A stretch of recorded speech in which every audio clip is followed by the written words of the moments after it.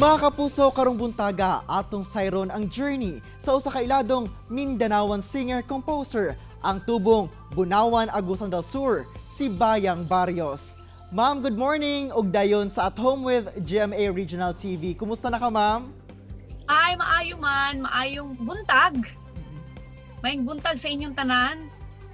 Maayo man, naapaghihapon mi sa GCQ dire. Unang-una mga kapuso, no, nasayod ba mo nga si Ma'am Bayang ang boses sa likod sa theme song sa sikat kaayo nga kapuso fantaserye nga Encantadia? Oy ma'am, nakipasample ana ma'am.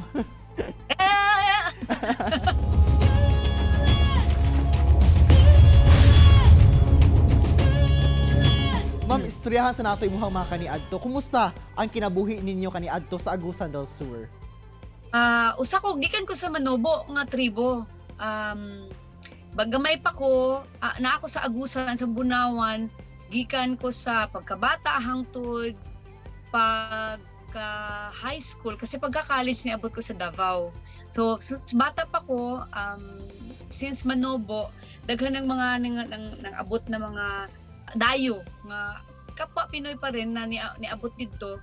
Na ay mga Ilonggo, sa mga Muslim, na ay mga basta bisag asa na nang gikan sa iba't ibang lugar sa Pinas. At na-discriminate ko. So di lang ako, ang ubang mga kabataan po do, ubang Manobo. Kato nga incident ma'am no sa inyong kabataan, yung unsa nyo pag-handle isip usa ka tribo? Ako kasi dili maayo kasi syempre bata ka pa, di ka kabalo unsaon pag-handle. Sa ako negative ang nahitabo kasi murag akong shield akong sarili nga dili nako wala gani na ako gikuan, wala gani na ako giangkon pagka high school. Di ko musulti nga Manobo ko kay tungod lagi sa discrimination. So sa karon ma'am, kumusta ang setup karon sa inyong hometown o padayon ba gihapon ang pag-usbong sa tribong Manobo dito sa inyong lugar? Paningkamot lang gihapon kasi nahimo naman siyang minority, daghan na magdayo.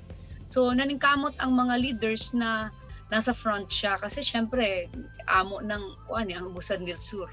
Mga Manobo ang nauna na naadiha. Ma'am, paunsa nimo o kinsa ang nakadiscover sa imuhang kahawod sa pagkanta? Pagka-college na ako, niadto ko Davao, di ako sa Holy Cross of Davao nag-eskwela. Ang misyonaryo sa Davao sa Holy Cross murag nag-celebrate og 50th anniversary. Tapos nagikuha si Joey Ayala, kung kailan ninyo si Joey. Siya ang nag-direct sa play. Isa ko sa choir, member sa choir sa Holy Cross. Isa mi sa mga cast nga na-appeal. So dito ko na-discover. Ma'am, kadaghanan sa imuhang mga kanta kay into cultural ug makabayan. What do you want to convey sa imuhang mga musika ug komposisyon sa katawhan? Simple lang, na mapadayon nato kung unsa ang tunog sa atong gigikanan, sa akong gigikanan. With matching tawag nito, kung unsa na imong mga influences. Pero mas gipili na ako nga mao ni ang i-promote since gamay lang ang nagabuhat ani o kinahanglan nato i-promote para mas makaila ang atong kapwa Pilipino nga naay inaani nga tunog. Ma'am, sa imuhang mga nahimong kanta o komposisyon, unsa gyud ang katong kanta nga tagos sa puso para sa imuha? First na akong nabuhat after I left Bagong Lumad kay Joey Ayala, ang akong experience as Manobo na bata, katribo ko. Ay, uto, ay iya, katribo ko, kaina ka mo. Wala ko ilaing mahugutan kundi ang reality kung unsay akong experience sa akong gigikanan, mo to ako nabuhat. Ma'am, karon pa unsa nimo makita ang future sa Mindanaoan music industry? Nako, kadaghang artist karon sa Mindanao nga nagausbong. Mas malipay kung mas madaghang kabataan nga buhat og inani tunog.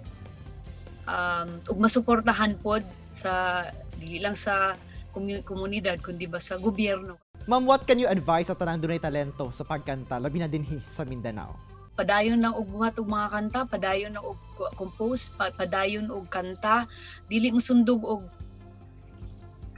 ways or style sa uban, magbuhat mo laing style ninyo, inyong style, kay kung magsundog-sundog mo, dili mo original. Ug mudugay, mulangtod mo, pag inyong sarili ninyo ang gigikanan, ang gihugutan, sarili ninyong mga awitin ang inyong kantahon. Kuha mo og inspiration sa uban, pero idagdag ni sa inyong gustong mabuhat sa inyong sining, sa inyong art. Ma'am, basig pwede mi makapamaraig sa imuha nga kantahan minimo o gusto lang ka akapela, no? Labot sa paghatag og inspirasyon sa atong mga kapusong Mindanawon, luyo sa kalisod nga atong gibati karon tungod sa hulga sa COVID-19. Gusto na ko kantahon ang o sa kakanta nga akong gibuhat 2003 na champion ni siya sa 2000 Pop Music Festival diri sa Manila sa GMA 7 pod. Napakalayo ng agwat ng ating mundo, ang gabi mo ay araw ko. Napakalayo ng aking lalakbayin, upang ikaw ay aking marating at makapiling. Ngunit malayo man, malapit din, nagbibigay sigla sa damdamin. Sa alaala ng ngiti mo, lumiliwanag ang mundo. Malayo man, malapit din ako. Malayo man, malapit din sa'yo. Wow! Slow clap! Dahan kayong salamat, Mama Bayang Barrios, no? Mas proud ko nga sa kami nanawan tungod sa imuhang mga nahimo sa musika o for sharing pod, no, sa imuhang talento sa itong mga kapusong Mindanao. Dahan kayong salamat, ma'am. Continue to be inspiration sa tuang mga kapusong Mindanawan. Daghan po kaayong salamat ug padayon kita sa pagsabwag sa atong kultura, padayon kita sa pagsabwag og positive energy karon labi na karon.